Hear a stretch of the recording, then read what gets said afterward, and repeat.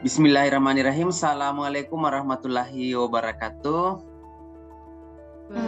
Waalaikumsalam warahmatullahi wabarakatuh. Selamat pagi semuanya teman-teman yang ada di room ini. Waalaikumsalam warahmatullahi wabarakatuh. Pagi Pak. Salam sejahtera untuk kita semua. Baik teman-teman mahasiswa kelas 3A yang saya hormati, sebelum kita memulai dan melanjutkan aktivitas perkuliahan kita pada minggu ini, marilah kita memulainya dengan berdoa. Mudah-mudahan doa yang kita panjatkan bisa memudahkan urusan kita pada pagi hari ini, dan apa yang kita bahas pada pagi hari ini bisa bermanfaat untuk kita semua. Berdoa dipersilahkan.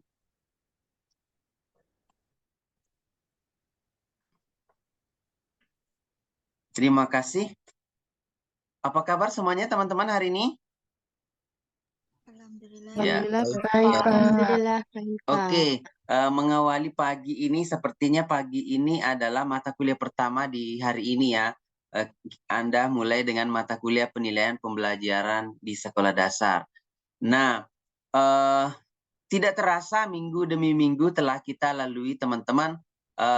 Masih ingatkah Anda pertemuan terakhir kita di minggu yang lalu? Kita mendiskusikan tentang apa? Tentang soal hot. Tentang soal HOTS ya, tentang high order thinking skill ya. Jadi minggu lalu memberikan sebuah pesan kepada kita bahwa ternyata level pengetahuan seseorang itu memiliki tingkatan menurut taksonomi Bloom ya. Mulai dari tingkatan 1, 2, 3, 4, 5 sampai 6, mulai dari ingatan sampai mencipta. Nah, teman-teman sekalian, apa yang akan kita bahas pada minggu kali ini itu masih ada relevansinya dengan materi kita di minggu yang lalu. Nah, pada minggu ini kita akan membahas tentang instrumen tes beserta bentuk-bentuknya. Nah, sesuai dengan nama mata kuliah kita, penilaian pembelajaran di sekolah dasar, penilaian pembelajaran itu tidak akan lepas dengan alat ukur. Salah satu alat ukur yang paling populer dalam penilaian itu adalah instrumen tes. Meskipun teman-teman ya, kita harus pahami bahwa tidak semua alat ukur itu adalah tes. Tetapi salah satu yang populer dalam penilaian pembelajaran adalah instrumen tes. Nah, inilah yang akan kita diskusikan pada pertemuan kali ini, teman-teman ya. Baik. Nah, seperti yang saya katakan tadi pada pembuka, bahwa pada kesempatan ini kita akan berdiskusi tentang instrumen tes di sekolah dasar. Seperti apa itu? Mari kita diskusikan. Ya. Mengawali topik ini, saya ingin mencoba mengetahui sampai mana pemahaman Anda terkait dengan tes, ya, yang Anda pahami saat ini. Teman-teman, ketika Anda mendengar kata tes, apa yang ada dalam pikiran Anda? Alat ukur. Alat ukur, Pak. Oke, boleh. Ada yang lain? Pengujian kemampuan siswa, Pak. Mengecek kemampuan siswa. Boleh. Apa lagi? Penilaian hasil belajar. Oh, mengukur hasil belajar. Oke, ada juga tadi yang mengatakan ketika saya mendengarkan tes, Pak, saya memikirkan tentang nilai-nilai siswa. Oke, semuanya betul ya teman-teman. Jadi semua kata-kata kunci tadi yang Anda katakan memiliki relevansi dengan tes. Kemudian, contoh tes itu seperti apa? Anda pernah mengikuti tes nggak? Contohnya seperti apa? Contohnya kemarin sebelum masuk UN itu ada SBMPTN Bapak, mungkin yang terbaru. Terus dulu kalau masa sekolah itu ada UTS, ada UAS, ulangan harian begitu Bapak. Oke, terima kasih. Nah, contohnya tadi katanya pada saat masuk perguruan tinggi kami dites, Pak. Pada saat dulu sekolah ujian tengah semester dites, Pak. Pada saat ujian akhir semester dites, Pak. Oke, bagus. Memang seperti itu salah satunya. Nah, kira-kira menurut Anda, kalau kita kaitkan dengan materi minggu lalu, tes itu sebenarnya mengukur domain apa? Domain Kognitif, Pak. Domain kognitif, Pak. Oke, berarti tes itu seperti kaitannya dengan minggu lalu, ternyata tes itu mengukur domain kognitif. Makanya jangan lupa bahwa salah satu alat ukur untuk mengukur kognitif peserta atau siswa, maka salah satu yang bisa digunakan adalah tes. Meskipun itu bukan satu-satunya, tapi ini teman-teman sangat populer dalam praktik penilaian pembelajaran di sekolah dasar, yaitu instrumen tes. Nah, teman-teman, mungkin teman-teman sudah membaca literatur yang ada ya. Jadi di sini pun juga sebenarnya saya menawarkan, Pak Herwin menawarkan buku Pak Herwin nanti untuk dibaca ya, yang berjudul analisis tes dengan tab ya. Nanti Anda bisa download di profilnya Pak Herwin seperti ini ya. Ini Pak Herwin di tahun 2021 lengkap di sana ya tentang konsep tes ya. Ya, Anda bisa melihat screen saya ya. bisa Bapak. Bisa, Pak. Ini nanti Anda bisa download di profil Pak Herwin di UNY ya, di profil UNY, dan kalau misalnya sulit mendownload di sana nanti bisa saya kirimkan di room kita. Nah, di sini lengkap dibahas tentang instrumen tes ya.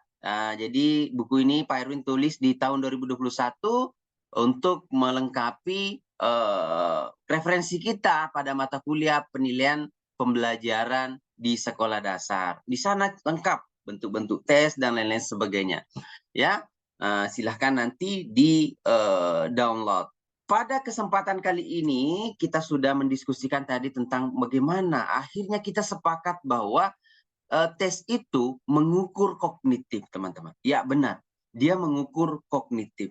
Nah, tentu dalam pelaksanaannya, dalam implementasinya di dalam kelas, kita harus memahami bentuk-bentuk apa saja yang bisa kita lakukan dalam menerapkan tes.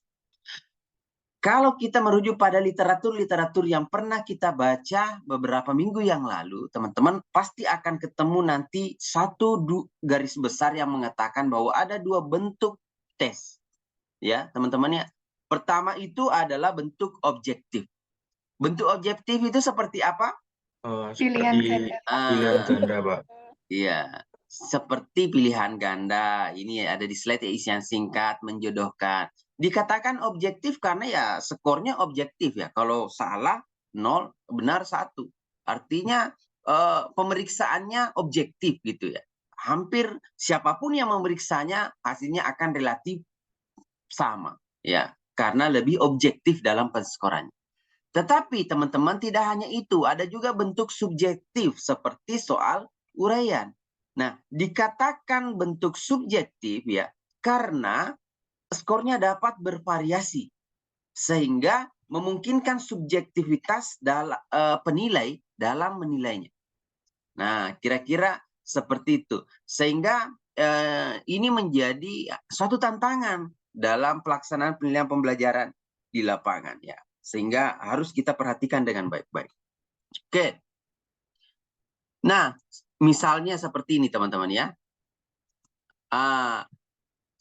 Kita kaitkan dengan topik kita minggu lalu bahwa di satu sisi tes itu untuk mengukur kognitif.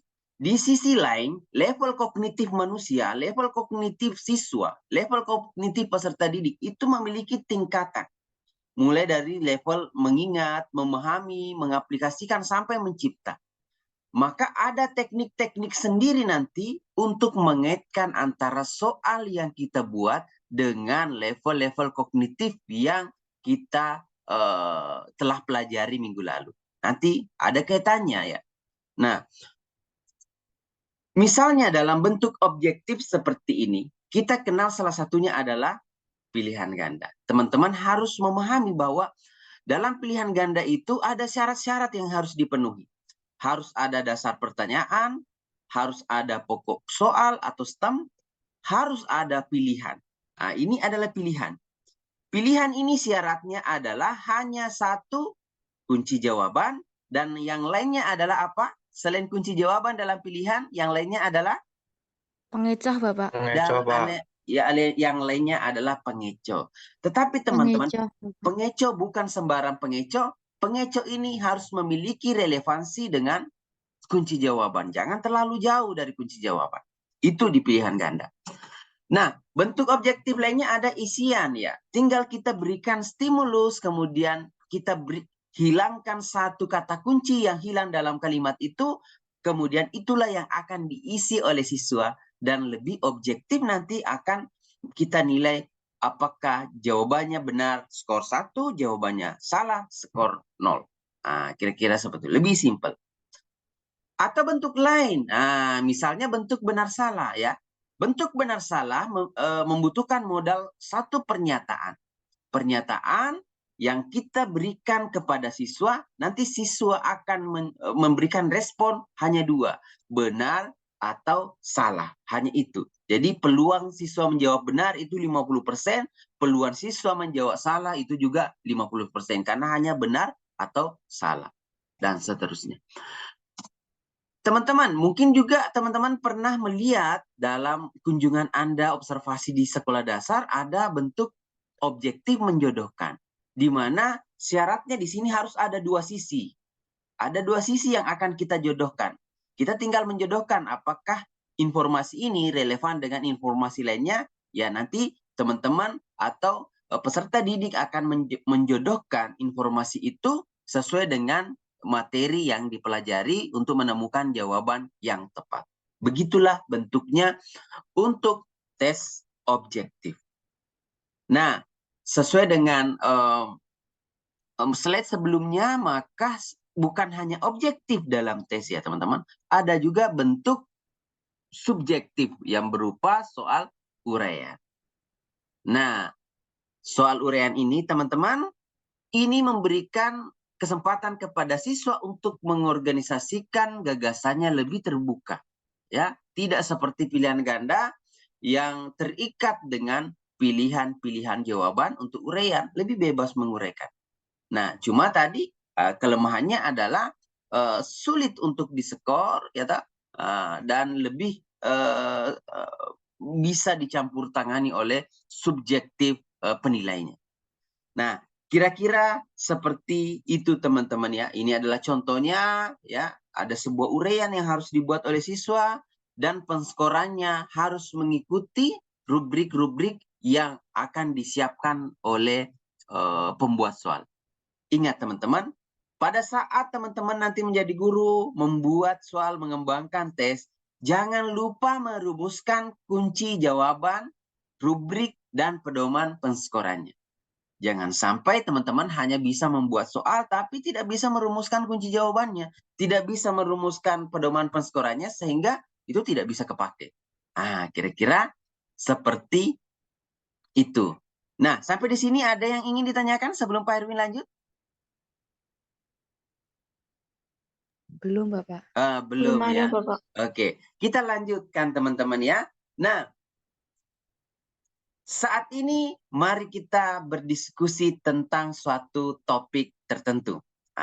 Topiknya ada di dalam barcode yang ada di situ. Silahkan di-scan. Nanti isinya adalah sebuah lembar kerja mahasiswa yang akan kita diskusikan. Tetapi sebelum teman-teman download, saya bocorkan sedikit tentang isi dari lembar kerja mahasiswa ini tentang bentuk objektif dan subjektif. Kita akan mencoba mengidentifikasi karakteristik bentuk tes subjektif dan objektif ditinjau dari kelemahan dan keunggulannya masing-masing. Dari nomor 1, Ya, dari nomor 1 itu kemudahan dalam proses pengembangan menurut kalian objektif atau subjektif ya? Kalau menurutku itu lebih ke subjektif nggak sih? Soalnya kan kalau kita biar siswanya bisa mengembangkan gagasannya itu subjektif kayaknya ya. iya aku Ya juga sih, aku lebih setuju. ke subjektif. Lebih ke subjektif Oh ya, juga. berarti ini yang subjektif ya. Oke, terus lanjut nomor 2, reliabilitas. Reliabilitas itu, Ke konsistensi bukan sih? oh iya, konsistensi. Kalau dalam soal itu ya, menurut kalian Iya. objektif atau subjektif, teman? Lebih ke objektif enggak ke sih, objektif. teman-teman? Iya, oh iya, berarti yang objektif ya, karena lebih konsisten gitu ya kalau. Bener. Iya, kalau aku nangkepnya konsisten itu maksudnya kayak diperiksa kapan aja itu jawabannya tetap sama kayak gitu loh. Oh iya, Jadi benar. konsisten jawabannya. Oh begitu. Oke. Berarti lebih ke objektif ya. Iya. Iya. Lanjut nomor 3. Iya, lebih ke Iya, yang lebih ke subjektif. subjektif. Berarti nomor 5, ketepatan digunakan untuk mengukur peserta skala besar. Berarti kalau di tes objektif lebih apa ya? Lebih mudah objektif ya Mbak, kalau skalanya besar kan Berarti pengukur atau gurunya itu akan lebih dipermudah gitu, nggak lebih capek karena jawabannya kuncinya cuma satu. oke, berarti ini kelebihan ya. Ya. Berarti ini kelemahan subjektifnya ya. Ini lanjut. Ya, benar. Menurutku juga ya. Ini masuk di yang kelebihannya tes objektif. Jadi minta isi langsung aja ya teman-teman. Ya, lanjut nomor 4 tentang potensi untuk mengukur HOT. Menurut teman-teman ini masuk kelebihan yang mana dan kekurangan tes yang mana? Menurutku kalau mengukur HOT itu kelebihan tes subjektif karena kan nanti siswanya itu bisa mengembangkan jawabannya seperti itu. Ya, aku setuju sih sama pendapatnya Mbak Faiza. Kalau teman-teman yang lain mungkin ada saran? Setuju. Alasannya sama kayak Mbak Faizah tadi. Oke, lanjut nomor 5 tentang ketepatan digunakan untuk mengukur peserta skala besar. Menurutku ini termasuk ke dalam kelebihan tes objektif. Nah, kalau menurut teman-teman, mungkin ada pendapat yang berbeda. Menurut saya juga keunggulan di tes objektif. Soalnya kan kayak misalkan UTBK kemarin itu kan pesertanya itu puluhan ribu. Nggak mungkin kalau pakai soal uraian gitu. Ya, benar. Oke, yang terakhir nih teman-teman, nomor 6 tentang keleluasaan peserta menuangkan gagasan. Menurut teman-teman ini masuk kelebihan dan kekurangan tes yang mana? Kalau menurutku ini termasuk kelebihan tes subjektif. Kan tadi tes subjektif juga bisa mengukur potensi untuk mengukur HOT. Nah, di sini kan juga kita bebas untuk menjawab dan menuangkan gagasan kita. Oke. Berarti ini termasuk kelebihan yang subjektif ya? Iya. Alhamdulillah sudah selesai. Baik, silahkan kembali ke room utama teman-teman ya. Nah, beberapa saat yang lalu teman-teman semuanya sudah melakukan diskusi terkait dengan lembar kerja mahasiswa yang telah kita kerjakan tadi terkait dengan tes objektif dan tes subjektif. Nah, pada saat ini kita akan mencoba membahas hasil diskusi ya. Kita akan mencoba membahas hasil diskusi yang telah kita diskusikan pada saat sesi pengelompokan tadi sebanyak 4 kelompok dalam breakout room. Nah, kita akan kembali ke pembahasannya. Kita tadi membahas ini teman-teman ya. Kita membahas tes objektif dan subjektif. Mulai dari pertama, kemudahan dalam proses pengembangan. Saya ingin meminta pendapat kelompok 1. Apa yang Anda temukan dalam kemudahan dalam proses pengembangan? Mana yang lebih bagus? Lebih ke yang subjektif, Bapak. Lebih yang ke subjektif. Bagaimana? Kelompok 3 sepakat nggak dengan kelompok 1? Sepakat, Bapak. Alasannya apa? Kenapa kok subjektif lebih mudah dalam proses pengembangannya? Karena pada tes subjektif, jawaban dari peserta didik dapat beragam. Kunci jawabannya tidak hanya satu, sehingga kemampuan berpikir dari peserta didik bisa dikembangkan juga, Bapak. Oke. Baik, jadi ditinjau dari kemudahan ya subjektif lebih mudah dikembangkan ya karena dalam subjektif itu tidak membutuhkan pilihan jawaban seperti pilihan ganda yang harus kita pikirkan pengecohnya. Ditinjau dari aspek reliabilitas. Kelompok 4, reliabilitas itu apa sih? Konsisten, Bapak. Ditinjau dari sisi konsistensi itu lebih bagusan yang mana kira-kira? Lebih ke tes objektif. Lebih tes ke objektif. Kelompok 3 sepakat nggak atau nggak sepakat dengan kelompok 4 tadi? Iya, sepakat. Sepakat ya. Karena dalam objektif itu ya namanya saja skornya objektif ya. Kalau salah ya 1-0, benar ya 1. Asalkan kunci jawabannya bisa dipahami dengan baik, tepat ya gitu, siapapun yang memeriksanya pasti konsisten. Ditinjau dari kemudahan memeriksanya. Lebih mudah diperiksa yang mana, teman-teman? Tes objektif, Bapak.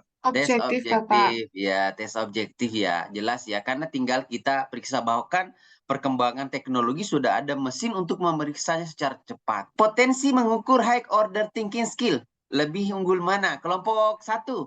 Subjektif, Bapak. Subjektif ya. Kira-kira alasannya kenapa? Kelompok 3? Ya, karena jawaban siswa ini bisa lebih beragam, jadi siswa bisa menuangkannya lebih lanjut, dan guru itu bisa membuat soalnya itu juga lebih mengukur tingkatnya siswa itu lebih tinggi dan beragam. Oh iya, tidak terbatas kepada pilihan-pilihan jawaban ya. Jadi siswa bebas mengutarakan pendapatnya sehingga guru bisa mengukur kemampuan tingkat tinggi. Nah, kelima, ketepatan digunakan untuk skala besar. Yang mana sih cocok untuk peserta yang dalam skala besar? Tes objektif, Bapak. Tes objektif, ya ta? Tes objektif. Karena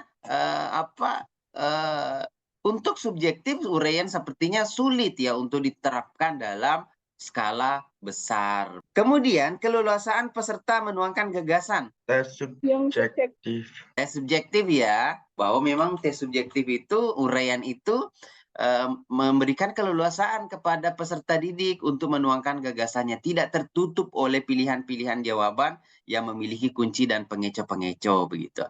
Nah, seperti itu teman-teman ya, apa yang telah kita tadi diskusikan. Nah, kita berada pada fase asesmen pada saat ini. Sesaat lagi kita akan mengikuti kuis, teman-teman ya. Ya, silakan bergabung teman-teman dengan menggunakan kode token kuis sebagai berikut. Ya, tunggu dulu. Kode token kuisnya adalah 533176. Wow, sudah berapa yang bergabung? Kita akan mulai ya teman-teman ya. Siap semuanya? Siap, Pak. Siap ya? Siap, Bapak. Kita mulai. 3, 2, 1, go.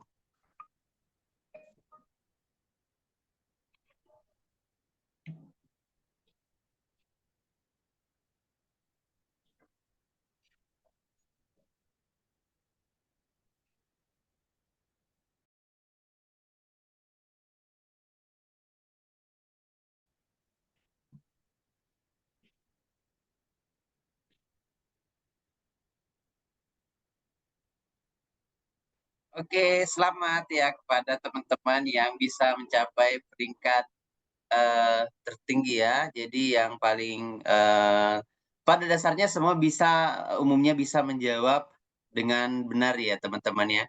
Jadi ini adalah susunannya. Teman-teman pada dasarnya semua bisa menjawab dengan 100% ya. Semua bisa menjawab dengan 100%, hanya yang membedakan adalah waktu menjawabnya saja. Jadi kira-kira seperti itu ya teman-teman. Selain praktisnya sudah bisa kita lihat bahwa beberapa teman-teman sudah bisa menjawab semua dengan benar, meskipun ya ini ya. Jadi semua pertanyaan mulai dari pertanyaan 1 sampai 2 bisa dijawab secara 100% oleh peserta. Meskipun yang menggunakan waktu yang paling singkat untuk menjawabnya tadi adalah Mbak Merianti, disusul oleh Mas Melandri dan Dela Harisma. Ya, tapi pada dasarnya semua sudah memahami dari review kuis ini, asesmen ini, dari pertanyaan yang diberikan, semuanya bisa menjawab dengan benar. Teman-teman, kita tadi sudah melakukan asesmen ya, dan asesmennya cukup bagus, sesuai dengan harapan kita semuanya. Selanjutnya adalah mari kita refleksikan.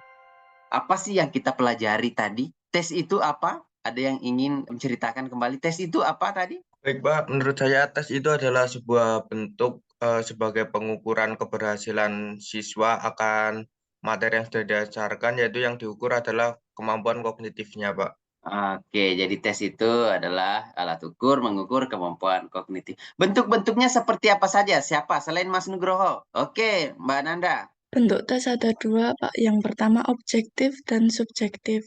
Nah, Iya. objektif itu yang seperti pilihan ganda, mencocokkan, dan benar salah. Kalau yang subjektif itu yang soal berbentuk uraian, Pak.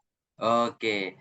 Kemudian dari objektif dan subjektif itu kelemahan dan kelebihannya apa lagi? Yang lain?